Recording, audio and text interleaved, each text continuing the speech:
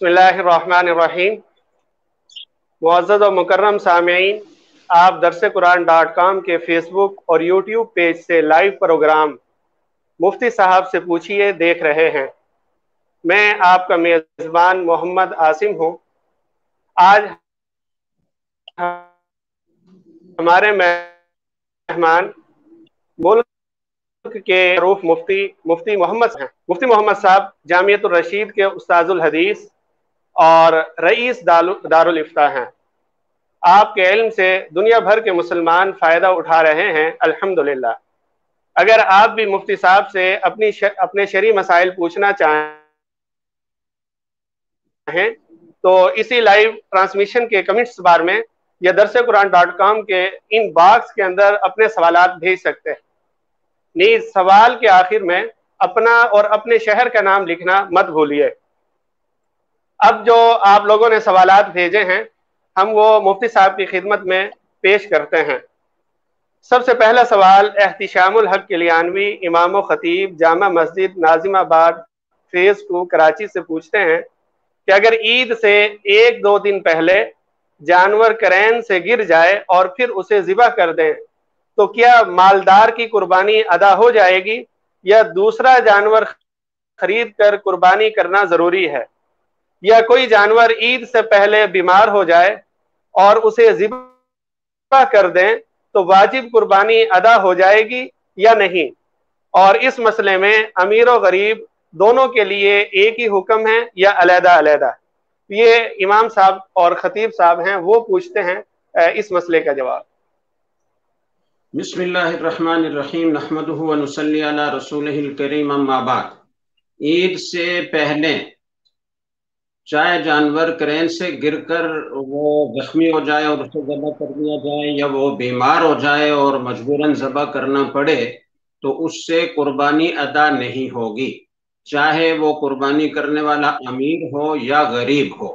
अलबत्ता अमीर को दोबारा जानवर लेकर कुर्बानी करना लाजिम है और जो गरीब है, साहिब निसाब नहीं है, उसके बारे में दो रवायतें हैं। एक रवायत यह है कि जब उसने जानवर खरीद लिया तो अब उस पर भी कुर्बानी करना लाजिम हो गया, इसलिए उसको भी दूसरा जानवर लेकर कुर्बानी करना पड़ेगी। और दूसरी रवायत यह है कि गरीब के लिए दूसरा जानवर खरीद कर कुर्बानी करना लाजिम नहीं है, इसलिए अगर गरीब आदमी आसानी से सहूलत से दूसरा जानवर लेकर कुर्बानी कर सकता है तो उसे करनी चाहिए, एहतियात इसमें है। और अगर नहीं कर सकता, उसके लिए मुश्किलात हैं, दिक्कत है, वो मशक्कत में पड़ जाएगा, हरज में पड़ जाएगा, तो उसे दूसरा जानवर लेकर कुर्बानी करना जरूरी नहीं है।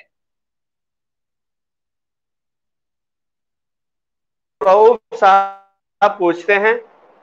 हम मोबाइल शॉप पर लिखते हैं कि अपने रिपेयर शुदा मोबाइल 15 दिन के अंदर उठा लें। कुछ लोग मोबाइल फोन देकर भूल जाते हैं तो कभी कभी 4-4, 5-5 माह बाद आते हैं और कुछ तो ऐसे हैं जो आते ही नहीं। तो पूछना यह है, क्या हम इन मोबाइल्स को फरोख्त कर सकते हैं या कितनी मुद्दत के लिए लोगों के आने का इंतजार करें? देखें, जो मोबाइल आपके पास मरम्मत के लिए आता है वो आपके पास एक अमानत होता है। तो ये अगरचे आपने लिख कर रखा है कि 15 दिन में अपना मोबाइल वसूल कर लें, लेकिन अगर कोई आदमी वसूल करने के लिए नहीं आया तो उस मोबाइल को हिफाजत से रखना आपकी जिम्मेदारी है। और जब तक मालिक ना आए आप इसके पाबंद हैं कि आप उसे महफूज रखें। अगर मालिक का बिल्कुल कोई अता पता न हो और इतनी मुद्दत गुजर जाए कि अब उसके आने का कोई इम्कान बाकी ना रहे और उसके वरसा का भी कोई पता ना हो, तो ऐसी सूरत में फिर आप उसे मोबाइल को सदका कर दें या मोबाइल बेचकर रकम सदका कर दें, ये हो सकता है। लेकिन फिर भी अगर मालिक आ जाएगा तो आपको ज़मान अदा करना पड़ेगा, जो कीमत आपने वसूल की है वो उसको देना पड़ेगी। इसका सही हल ये है कि आप जब मोबाइल आप मरम्मत के लिए लें किसी से तो आप उसका मोबाइल नंबर लिख लें ताकि आप उससे राब्ता कर सकें। एक की बजाय दो, अपने किसी अजीज का नंबर भी उससे ले लें। تو اس طرح آپ اس مشکل سے بچ سکتے ہیں کہ جب وہ 15 دن 20 دن مہینہ نہیں آیا تو آپ فون کر کے ان کو آگاہ کر سکتے ہیں کہ آپ کا موبائل میرے پاس رکھا ہوا ہے، آپ وصول کر لیں۔ وہ نہیں ہے تو اس کے عزیز کا جو نمبر آپ نے نوٹ کر رکھا ہے آپ اس کو فون کر کے بتا دیں کہ آپ اپنے عزیز کا موبائل وصول کر لیں۔ تو یہ احتیاط کریں گے اور اس طرح اہتمام کریں گے تو آپ اس مشکل سے دوچار نہیں ہوں گے۔ دوسرا سوال ڈیرہ اسماعیل خان سے بہار گل صاحب وہ پوچھتے ہیں کہ زید نماز پڑھا رہا تھا اور اس نے 3 رکعت بھی پڑھا لی، اس کے بعد اس نے کپڑوں پر کوئی چیز دیکھی اور یہ سمجھا کہ یہ تو کوئی نجاست غلیظہ ہے، تو اس نے سلام پھیرے بغیر وہ نماز سے چلا گیا اور دوسرے آدمی نے 4تھی رکعت پڑھائی، تو اب آیا یہ نماز ہو گئی یا نہیں؟ اور اس آدمی نے سجدہ سہوی کیا، اور بعد میں جو زید امام تھا پہلے وہ جب گیا اور اس نے اپنے کپڑوں کو دیکھا تو کپڑوں پر کوئی نجاست نہیں تھی، کوئی دوسری چیز تھی، تو ایسی صورت میں ان کی نماز ہو گئی یا نہیں؟ جی نماز ہو گئی، اس لیے کہ جب اس کے کپڑوں پر نجاست غلیظہ نہیں تھی تو پہلی 3 رکعتیں بھی صحیح ہو گئیں، اور وہ اس غلط فہمی میں نماز سے نکل کر چلا گیا کہ میرے کپڑوں پر نجاست لگی ہوئی ہے، اور دوسرے امام صاحب نے نماز پوری کرا دی، تو سجدہ صاحب لازم نہیں تھا۔ بہرحال سجدہ صاحب لازم نہ ہو اور کر لیا جائے تو اس سے نماز کی صحت پر کوئی اثر نہیں پڑتا، نماز ہو جاتی ہے، تو اس لیے اس صورت میں جو بتائی گئی ہے نماز ہو گئی۔ مفتی صاحب کمالیہ سے تنویر صاحب پوچھتے ہیں، تنویر حسن صاحب، کہ بچے کے عقیقے میں 2 بکرے کرنا ہی ضروری ہے یا بڑے جانور میں 2 حصے بھی رکھے جا سکتے ہیں؟ ایک دوست نے کسی عالم دین سے مسئلہ پوچھا تھا تو انہوں نے کہا 2 جانیں قربان کرنا ضروری ہے، برائے کرم اس مسئلے کی وضاحت فرما دیں۔ دیکھیں حدیث میں تو اس میں کوئی شک نہیں کہ بیٹا ہو تو اس کے لیے 2 بکریاں اور بیٹی ہو تو اس کے لیے 1 بکری ذبح کرنے کا ذکر آتا ہے، تو احتیاط تو اسی میں ہے کہ 2 بکریاں یا بکرے جو بھی ہو، مذکر مؤنث کا فرق نہیں ہے، وہ بیٹے کی جانب سے ذبح کیے جائیں۔ لیکن چونکہ علماء کرام نے ساری احادیث کو سامنے رکھ کر غور کر کے یہ فتویٰ دیا ہے اگر کوئی آدمی بڑے جانور میں 2 حصے رکھے تو اس سے بھی عقیقہ ادا ہو جاتا ہے، تو اس پر عمل کر لے تو بھی ٹھیک ہے۔ اور تیسری بات یہ ہے کہ ہمارے امام اعظم امام ابو حنیفہ رحمہ اللہ تعالیٰ کے ہاں عقیقہ کے لیے جانور ذبح کرنا ضروری نہیں ہے، بلکہ وہ یہ فرماتے ہیں کہ قرآن نے قسم کے ذبح کو منسوخ کر دیا ہے۔ یہ طویل علمی بحث ہے، امام حنیفہ رحمہ اللہ تعالیٰ کے اپنے اس موقع پر بڑے طویل دلائل موجود ہیں، تو اس لیے عقیقہ ایک اظہار تشکر کے لیے کوئی بھی آدمی کوئی بھی چیز تقسیم کر لے، دوسروں کو کھلا دے اور کچھ صدقہ کر دے تو جو عقیقہ سے مقصد ہے وہ حاصل ہے، تو اس لیے 2 حصے رکھنے سے بطریق اولیٰ عقیقہ ادا ہو جانا چاہیے۔ جزاک اللہ۔ مفتی صاحب اٹک سے اختر نواز صاحب پوچھتے ہیں کہ ہادی علی نام رکھنا کیسا ہے؟ دیکھیں جائز تو ہے ہادی علی نام رکھنا، 2 نام ملا کر رکھے جاتے ہیں، ہمارے معاشرے میں یہ رواج ہے، تو ہادی نام رکھنا بھی جائز ہے۔ ہادی کے 2 معنی ہوتے ہیں، ایک ہوتا ہے اراۃ الطریق کرنے والا یعنی راستہ دکھانے والا، تو یہ کوئی بھی عالم ہادی کہلا سکتا ہے، اللہ کے علاوہ کسی کو بھی ہادی کہہ سکتے ہیں جو صحیح راستے کی رہنمائی کرتا ہے۔ اور ایک ہدایت کا معنی ہوتا ہے ایصال الی المطلوب یعنی منزل تک پہنچانا، تو وہ اللہ تعالیٰ کا کام ہے، لیکن کیونکہ دونوں معنی اس کے آتے ہیں تو اس لیے ہادی نام رکھنا بھی جائز ہے اور علی نام رکھنا بھی جائز ہے، تو لوگ 2 کو ملا کر 1 نام رکھتے ہیں، یہ ہمارے عجم کا غلط رواج ہے۔ اصل طریقہ یہ ہے کہ مفرد نام ہو، انبیاء علیہ السلام کو آپ دیکھ لیجئے، صحابہ کرام کو دیکھ لیجئے، ان کے نام مفرد ہوتے تھے، تو مفرد نام رکھنا چاہیے۔ بہتر ہے کہ آپ کوئی اچھا سا مفرد نام رکھیں، لیکن یہ رکھیں تو بھی گنجائش۔ جزاک اللہ۔ مفتی صاحب کراچی سے محترمہ ہانیہ صاحبہ وہ پوچھتی ہیں کہ اگر کسی نے کوئی کتاب خریدی اور رائٹر کی طرف سے آگے دینے کی یا پڑھنے کے لیے بھی دینے کی اجازت نہیں ہے۔ اب اگر کوئی جس نے یہ کتاب خریدی ہے وہ آگے کسی کو پڑھنے کے لیے دے دیتا ہے تو یہ چوری شمار ہوگا، یہ گناہگار ہوگا فرد یا نہیں؟ دیکھیں، عام طور پر تو ایسا نہیں ہوتا کہ کوئی چیز جو مارکیٹ میں پرچیزنگ کے لیے رکھی گئی ہے کوئی آدمی اس کو خریدے تو اس پر کسی قسم کی روک رائٹر کی طرف سے ہو، ایسا نہیں ہوتا عام طور پر۔ معلوم نہیں یہ کیا صورت ہے، لیکن بہرحال جب اس نے مارکیٹ سے ایک چیز اپنی رقم دے کر خریدی تو وہ اس کا مالک ہو گیا، اور مالک کو اپنی ملک میں تصرف کرنے کا پورا اختیار حاصل ہوتا ہے، لہذا یہ وہ دوسرے کو دے سکتے ہیں۔ لیکن اس کی مزید اگر کوئی تفصیل ہو تو وہ تفصیل ذکر کر کے دوبارہ سوال کیا جائے، یہ بات غیر معقول ہے اور سمجھ میں آنے والی نہیں ہے کہ ایک چیز مارکیٹ میں فروخت کے لیے رکھی گئی ہے اور کوئی آدمی اسے خریدتا ہے تو رائٹر کی طرف سے یہ پابندی کیسے ہے کہ وہ کسی دوسرے کو پڑھنے کے لیے نہیں دے سکتا؟ اس میں کچھ اور تفصیل ہوگی جو ذکر نہیں کی سائل نے، تو اگر مزید تفصیل ہو تو اسے دوبارہ ذکر کیا۔ صحیح، جزاک اللہ۔ کراچی سے ہی محترمہ شگفتہ صاحبہ وہ پوچھتی ہیں کہ جو لوگ ایونٹ مینجمنٹ کا کام کرتے ہیں، بالخصوص برتھ ڈے ارینجمنٹ، تو آیا ان کی کمائی رقم حلال ہے یا نہیں؟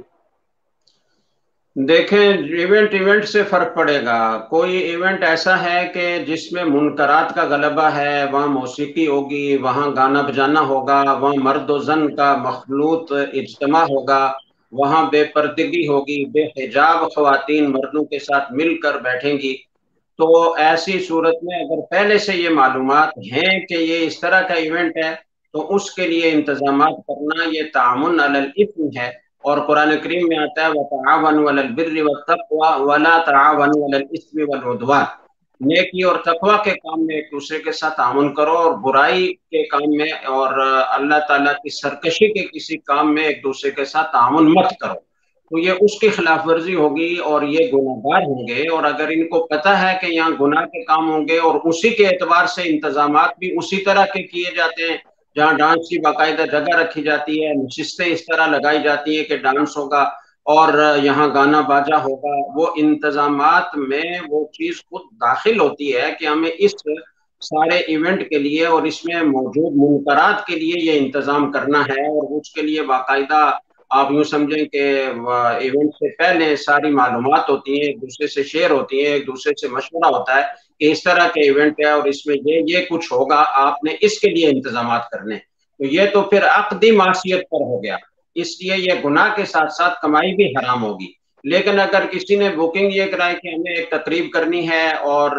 حال والوں کو تفصیلات کا علم نہیں ہے، اور پھر وہ تقریب جب کرنے لگے تو اس تقریب کے دوران انہوں نے کچھ منکرات کا ارتکاب کیا،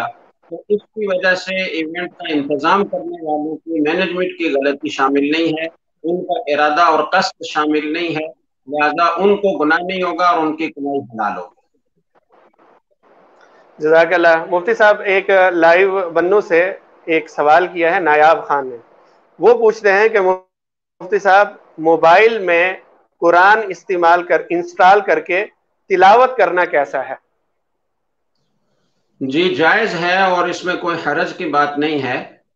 ویسے تو قرآن کریم جو اصل نسخہ ہے کتابی شکل میں، اسی سے تلاوت کرنی چاہیے، اس کی اپنی برکات ہیں، لیکن ہر جگہ ظاہر ہے کہ وہ نسخہ موجود نہیں ہوتا، اور موبائل سے قرآن کریم کی تلاوت کرنے میں بہت آسانی ہوتی ہے۔ آدمی نماز کے لیے انتظار میں صف اول میں بیٹھا ہے، اب قرآن کریم دور رکھا ہوا ہے، بیچ میں لوگ نماز پڑھ رہے ہیں، یہ آدمی تلاوت کرنا چاہتا ہے، وہ نسخہ لینے کے لیے اگر اٹھتا ہے تو نمازیوں کے آگے سے گزرنا پڑتا ہے۔ اب یہ یا تو دوسرا کوئی ذکر کرتا رہے اور یا ایسے ہی خاموش بیٹھا رہے، لیکن اس کا ذوق ہے تلاوت کرنے کا اور تلاوت کرنا چاہتا ہے جو افضل ذکر ہے، تو اب اگر موبائل میں اس کے پاس قرآن کریم موجود ہوگا تو وہاں بیٹھ کر وہ تلاوت کر سکتا ہے۔ تو اس اعتبار سے کہ اس میں تلاوت کرنے میں آسانی ہوتی ہے، آدمی ہر جگہ اس سے کھول کر پڑھ سکتا ہے، تو کوئی حرج کی بات نہیں ہے موبائل میں قرآن کریم انسٹال کرنا اور اس سے تلاوت کرنا، تلاوت کا پورا ثواب انشاءاللہ ملے۔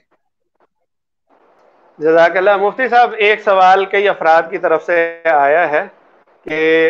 یہ جو مسجد وزیر علی خان میں عکس بندی کا معاملہ ہوا، اس کے متعلق شرعی حکم کیا ہے، اور پھر ایک ان کی ویڈیو بھی آئی ہے معافی کی، تو آیا اب عوام کو وہ معافی قبول کر لینی چاہیے یا مزید ان کے خلاف تحریک چلانی چاہیے؟ دیکھیں، جو ایونٹ ہوا تھا وہاں اور جس طرح عکس بندی مسجد میں کی گئی، یہ بالکل غلط تھا۔ اس میں کرنے والے بھی مجرم بنے، اجازت دینے والے بھی مجرم بنے۔ ان کو اس غفلت کی جو محکمے کے لوگ ہیں جنہوں نے اجازت دی، ان کو تو اس کی باقاعدہ تفتیش ہونی چاہیے اور اس کی سزا ملنی چاہیے۔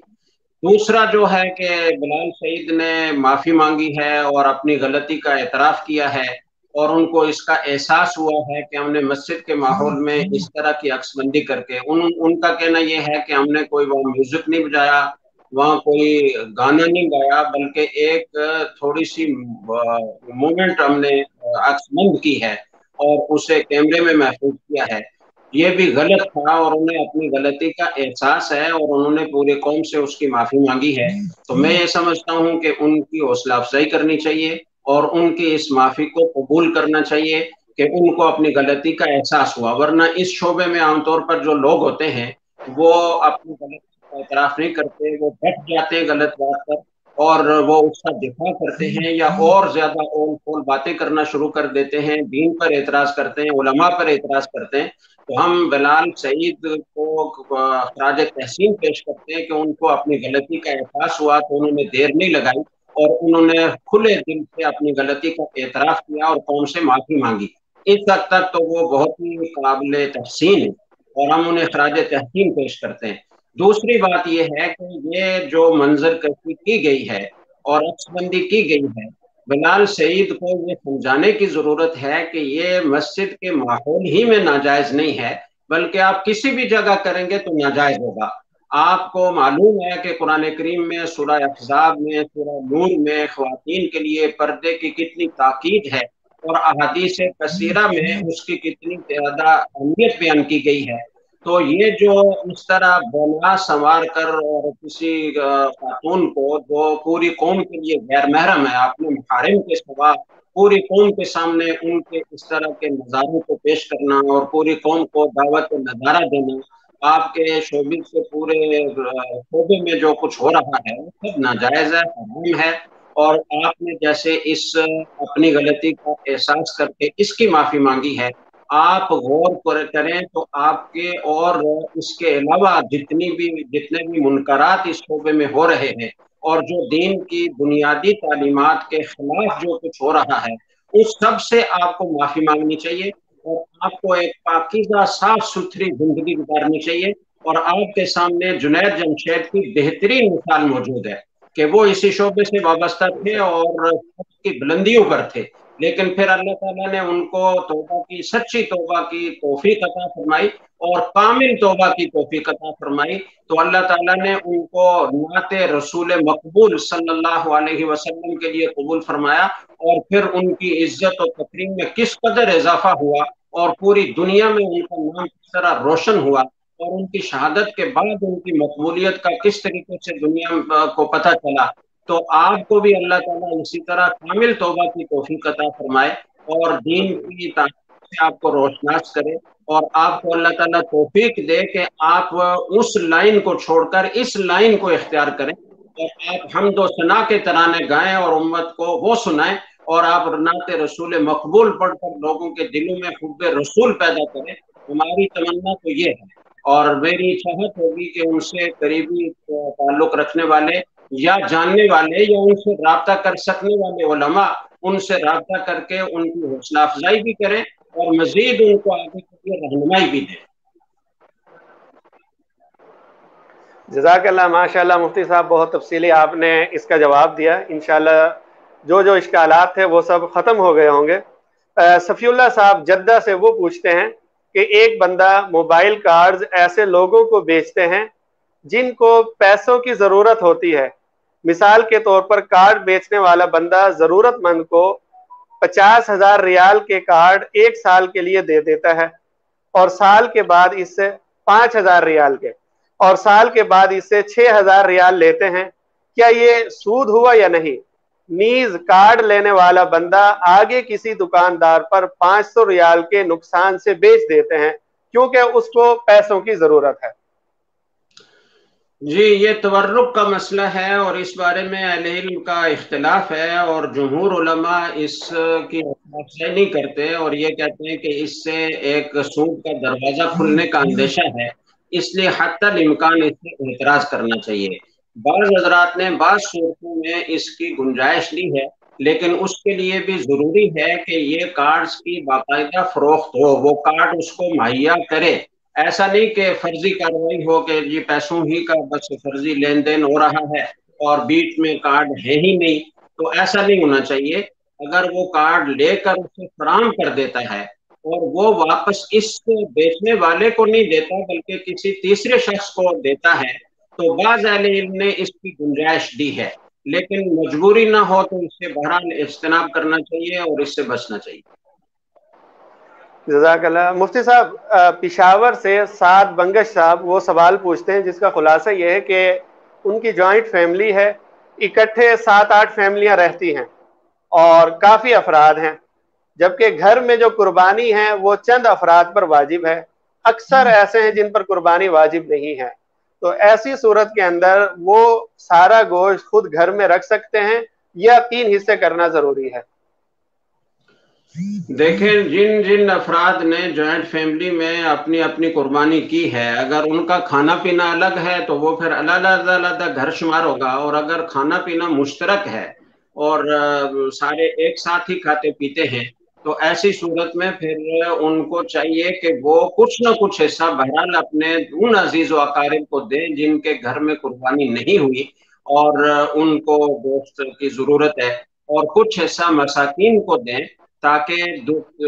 उस पर भी किसी दर्जे में अमल हो जाए। ये ठीक है कि बड़ा खानदान है और उसमें बहुत सारे अफराद हैं और उनमें से कुछ पर कुर्बानी वाजिब है, कुछ पर कुर्बानी वाजिब नहीं है, तो उनके जहन में ये है कि जिन पर कुर्बानी वाजिब है, अगर ये सारे इकट्ठे एक ही घर में खाना खाते हैं, तो जिन पर कुर्बानी वाजिब नहीं है वो इस गोश्त को इस्तेमाल कर रहे हैं, तो गोया अजीज व अकारिब को हिस्सा उनका मिल रहा है, तो लिहाजा दूसरों को देने की जरूरत नहीं है। तो ये भी ठीक है, जायज तो है, लेकिन बहरहाल जॉइंट फैमिली में जब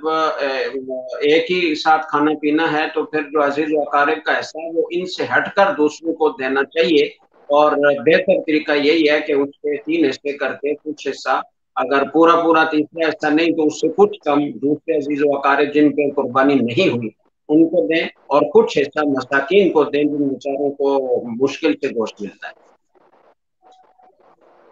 जज़ाकल्लाह। मुफ्ती साहब, वसीम साहब लोधरा से वो पूछते हैं कि मुख्तलिफ अशिया अकसात पर दी जाती हैं असल कीमत से ज्यादा कीमत पर। मिसाल के तौर पर 70,000 के मोटरसाइकिल का 1 लाख मुख्तलिफ अकसात में वसूल किया जा रहा है, क्या ये मुनाफा जायज है? रहनुमाई फरमा दें। देखे, किस्तों पर कारोबार करना जायज है, उसके लिए शर्त यह है कि नंबर 1, जो मजलिस अक्द है जिसमें ये सौदा आपस में हो रहा है उसमें ये बात तय हो जाए कि ये नकद में सौदा हो रहा है या किस्तों पर हो रहा है। नंबर 2, किस्तों की मिकदार और उनकी मुद्दत तय हो जाए कि कितनी किस्त होगी और कितनी मुद्दत तक ये किस्तें पूरी करना होंगी। तो ये 2 बातें तय हो जाएं तो किस्तों पर कारोबार करने में कोई हरज की बात नहीं है। लोगों को ये शुबा इसलिए होता है कि वो कहते हैं कि जब नकद में आप लेते हैं तो 70,000 का है और जब उधार करते हैं तो वो 1 लाख का हो जाता है, तो ये 30,000 जो इजाफी लिए जा रहे हैं ये उधार की वजह से लिए जा रहे हैं, लिहाजा ये सूद होगा। तो याद रखें कि ये सूद नहीं है, ये उसी की कीमत है। सूद उस वक्त बनता है कि जब आप नकद किसी को 70,000 देकर साल के बाद 2 साल के बाद 1 लाख वसूल करें तो ये सरी सूद होगा। लेकिन कोई चीज आप फरोख्त कर रहे हैं तो उसमें अगर इजाफी रकम अकसात की वजह से आप वसूल कर रहे हैं तो ये सूद नहीं है। इसको आप यूं समझें कि जब कोई आदमी अपनी कोई चीज फरोख्त करता है तो वो कई चीजों को पेश नजर रखता है। मसलन कोई घर है वो फरोख्त कर रहा है, तो अगर घर जो है वो मस्जिद के करीब है तो उसकी कीमत ज्यादा होगी, कोई मार्केट के करीब है उसकी कीमत ज्यादा होगी, कोई मेन शाहराह के करीब है तो उसकी कीमत ज्यादा होगी। तो अब ये जो कीमत वसूल कर रहा है वो मकान ही की कीमत वसूल कर रहा है, उसमें पेश नजर तो अगरचे वो ये रख रहा है कि ये मार्केट के करीब है इसलिए कीमत ज्यादा है, ये मस्जिद के करीब है इसलिए कीमत ज्यादा है, یہ شار عام کے قریب ہے، اس لیے اس کی قیمت زیادہ ہے، اس کو پیش نظر تو رکھ رہا ہے، لیکن جو قیمت ہے وہ مکان ہی کی قیمت ہے، وہ مسجد کے قرب کی قیمت الگ سے کوئی نہیں ہے، وہ اسی پروڈکٹ کی قیمت میں اضافہ ان چیزوں کی وجہ سے ہوا۔ تو اسی طریقے سے اگر کوئی آدمی نقدی کوئی چیز لے رہا ہے نقد رقم ادا کر کے، تو بیچنے والے کو چونکہ نقد رقم وصول ہو رہی ہے تو وہ کم وصول کرتا ہے، اور اس کو اگر 2 سال کی اقساط میں رقم وصول ہوگی وہ اس بات کو پیش نظر رکھتا ہے کہ مجھے ایک ساتھ رقم نہیں مل رہی تو میں اس میں کچھ اضافہ کر دوں، تو وہ اضافہ کر دیتا ہے، لیکن یہ اضافہ بھی اسی چیز کی قیمت میں شامل ہوتا ہے، یہ سود نہیں ہوتا، تو اس لیے یہ جائز۔ جزاک اللہ۔ مفتی صاحب، مشتاق احمد صاحب پوچھتے ہیں کہ اگر کوئی شخص واش روم کے بیسن پر وضو کر رہا ہو تو اس وقت دعا پڑھ سکتے ہیں یا نہیں؟ دیکھیں، چونکہ واش روم کی وضع اس طرح کی ہے کہ وہ بنایا ہی گیا ہے ایک طرح سے، وہاں یعنی اپنے ٹائلٹ کے طور پر وہ استعمال ہوتا ہے، اسی جگہ آدمی بول و براز کرتا ہے، اور وہ اوصاف کی جگہ ہے، میل کچیل کی گندگی کی جگہ ہے، کیونکہ غسل خانہ ایک ہی جگہ شمار ہوتا ہے نا، وہ جگہ الگ اور یہ بیسن والی جگہ الگ نہیں شمار ہوتی، تو اس لیے علماء کرام یہ فرماتے ہیں کہ غسل خانے کے اندر وہ وضو کی اور دوسری دعائیں نہ پڑھے، بلکہ جب وضو کر کے فارغ ہو کر باہر نکلے تو وہ باہر نکل کر بیت الخلاء سے نکلنے کی دعا بھی پڑھ لے، اور وضو کے دوران والی دعا بھی پڑھ لے، وضو کے بعد کی دعا بھی پڑھ لے، تو انشاءاللہ اس کی سنت ادا ہو جائے گی، اور اس جگہ میں ذکر کرنے کی کراہت سے بھی وہ بچ جائے گا۔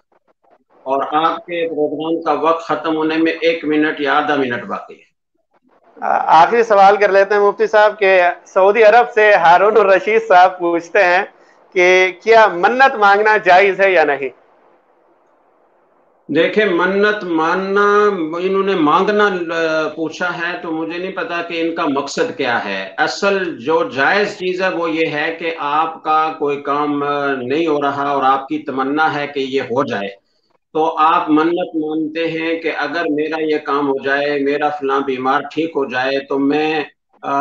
20 رکعت نفل پڑھوں گا، میں 1000 روپے صدقہ کروں گا، میں فلاں نیک کام کروں گا، تو یہ منت ماننا جائز ہے اور اس کا پورا کرنا واجب ہے۔ اور اگر ان کا مقصد منت ماننے سے کچھ اور ہے تو اس کی وضاحت کر کے دوبارہ مسئلہ پوچھ۔ مفتی صاحب، ابھی 3 منٹ باقی ہے، تقریباً 27 منٹ ہوئے ہیں۔ آپ کی گھڑی پیچھے ہے، میری گھڑی 2 گھڑیاں ہیں، میرے سامنے گھڑی لگی ہے، میرے موبائل کا وقت مجھے نظر آ رہا ہے، اس میں وقت بالکل پورا ہوتا ہے۔ موبائل کا وقت تو 8:30 ہو چکا ہے، لیکن جو لائیو ٹرانسمیشن پہ ٹائم لکھا ہوا آتا ہے وہ 27 منٹ 49 سیکنڈ ہوئے ہیں۔ ایک سوال آپ اور کر سکتے ہیں، آپ کی لائیو ٹرانسمیشن کے وقت آپ بتا رہے تو وہ جزاک اللہ، جزاک اللہ مفتی صاحب۔ اسلام آباد سے محمد احمد صاحب پوچھتے ہیں کہ مفتی صاحب، کیا بھانجی کے شوہر سے پردہ کرنا فرض ہے یا نہیں؟ جی بالکل، بانجی کے شوہر سے پردہ کرنا ضروری ہے، بانجی آپ کے لیے محرم ہے، بانجی کا شوہر محرم نہیں ہے، وہ نامحرم ہے۔ صحیح، جزاک اللہ۔ مفتی صاحب، ایک آخری سوال انشاءاللہ، اس وقت تک وقت بھی مکمل ہو جائے گا۔ دبئی سے سفینت النجم صاحب یہ پوچھتے ہیں یا پوچھتی ہیں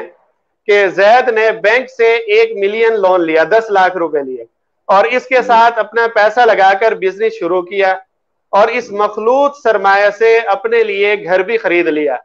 زید کو بزنس میں نقصان ہوا، اب وہ بینک کا پیسہ واپس نہیں کر سکتا، اس لیے بینک کے ساتھ معاہدہ ہوا کہ زید بینک کو سود ادا نہیں کرے گا، بلکہ وہی 1 ملین یا کچھ کم واپس کرے گا۔ اب سوال یہ ہے کہ وہ گھر جو مخلوط سرمایہ سے لیا ہے، کیا وہ زید کے لیے حلال ہے؟ نمبر 2، اور اگر بینک کے ساتھ معاہدہ ہو کہ زید کو 1 ملین سے کم واپس کرنا ہوگا، مثلا 9 لاکھ روپے، تو کیا یہ صحیح ہے یا زید کو ضرور 1 ملین واپس کرنا ہوگا؟ دیکھیں، بینک سے جو لون انہوں نے لیا تو ظاہر ہے کہ وہ سودی لون تھا، سودی قرض تھا، اور سودی قرض کا لین دین ناجائز اور حرام ہے، وہ لینے کا عقد کرنا بھی ناجائز ہے، تو ان کو یہ غلط عقد کرنے کا گناہ ہوا، اس سے توبہ استغفار کر لیں۔ لیکن جو لون لے کر گھر بنایا یا کاروبار کیا تو چونکہ بینک میں زیادہ تر سرمایہ عوام کا ہوتا ہے جس میں حلال غالب ہوتا ہے، تو اس لیے بینک سے سود لے کر جو مکان بنایا گیا وہ بھی حلال ہے، جو کاروبار کیا گیا وہ بھی حلال ہے، اس میں حرام نہیں ہے۔ البتہ تیسری بات جو انہوں نے پوچھی ہے کہ بینک نے ان کو ان کی صورتحال دیکھ کر تو سود بھی معاف کر دیا ہے اور اب 10 لاکھ کے بجائے ان کو 9 لاکھ واپس کرنے کا کہا ہے، تو اگر بینک نے اپنا قرض 1 لاکھ معاف کر دیا ہے تو وہ معاف کرنے سے معاف ہو جائے گا، ان کو 9 لاکھ ہی ادا کرنا لازم ہے۔ لیکن اگر یہ اپنی صورتحال کو انہوں نے ان کے سامنے صحیح نہ بیان کیا ہو، غلط بیانی سے کام لیا ہو، اپنا سرمایہ چھپایا ہو، تو ایسی صورت میں پھر غلط بیانی کر کے قرض معاف کرانا یہ ٹھیک نہیں ہوگا، پھر ان کو پورا قرض ادا کرنا چاہیے۔ جزاک اللہ مفتی صاحب، بہت بہت شکریہ، اور 38 سیکنڈ جو ہے آپ کے زیادہ لے لیے تو اس میں معذرت خواہ ہے۔ بہت بہت شکریہ مفتی صاحب، جزاک اللہ۔ السلام علیکم ورحمۃ اللہ۔ وعلیکم السلام ورحمۃ اللہ وبرکاتہ۔ معزز سامعین، آپ بھی اگر مفتی صاحب سے اپنے سوالات پوچھنا چاہتے ہیں تو آپ درسقرآن.com کے ان باکس میں یا اسی لائیو ٹرانسمیشن کے کمنٹس بار میں اپنے سوالات بھیج دیں۔ بہت سے لوگ ہیں جن کے سوالات رہ چکے ہیں، تو ہم ان سے معذرت خواہ ہیں کہ مفتی صاحب کو ہم وہ سوالات پیش نہیں کر سکے کیونکہ ان کا وقت مکمل ہو چکا تھا۔ اب اگلا پروگرام انشاءاللہ جمعے کو ہوگا مفتی عبد المنان صاحب کے ساتھ، تو جن حضرات کے سوالات رہ گئے ہیں وہ سوالات انشاءاللہ اس پروگرام میں شامل کریں گے۔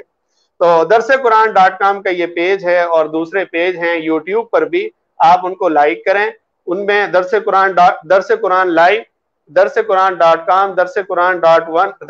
1، درس قرآن ڈیلی، درس قرآن ورلڈ، درس قرآن انٹرنیشنل، درس قرآن میڈیا، درس قرآن کلام، درس قرآن کڈز، یہ مختلف چینلز ہیں، ان کو آپ لائک کریں۔ اور جو لوگ ویڈیو نہیں دیکھنا چاہتے ان کے لیے درس قرآن کلام یا درس قرآن آڈیو کا ایک باقاعدہ جو ہے ایک چینل ہے، وہ اس پر صرف جو آڈیو بیانات ہوتے ہیں وہ اس پر اپلوڈ کیے جاتے ہیں، تو جو لوگ ویڈیو سے اجتناب کرتے ہیں وہ اس پیج پر آ سکتے ہیں۔ تو درسقرآن.com پر جتنی بھی پوسٹیں وغیرہ آتی ہیں وہ باقاعدہ مستند ہوتی ہیں، اتھینٹک ہوتی ہیں، تو مستند جو پیجز ہیں ان کو آپ خود بھی لائک کریں، دوسروں کو بھی ترغیب دیں، اور مستند پیجز کی جو پوسٹیں ہوتی ہیں ان کو شیئر کیا کریں۔ جن کا کچھ علم نہیں ہے ان سے اجتناب کیا کریں۔ اللہ تبارک و تعالی آپ کا اور ہمارا حامی ناصر ہو۔ السلام علیکم ورحمۃ اللہ وبرکاتہ۔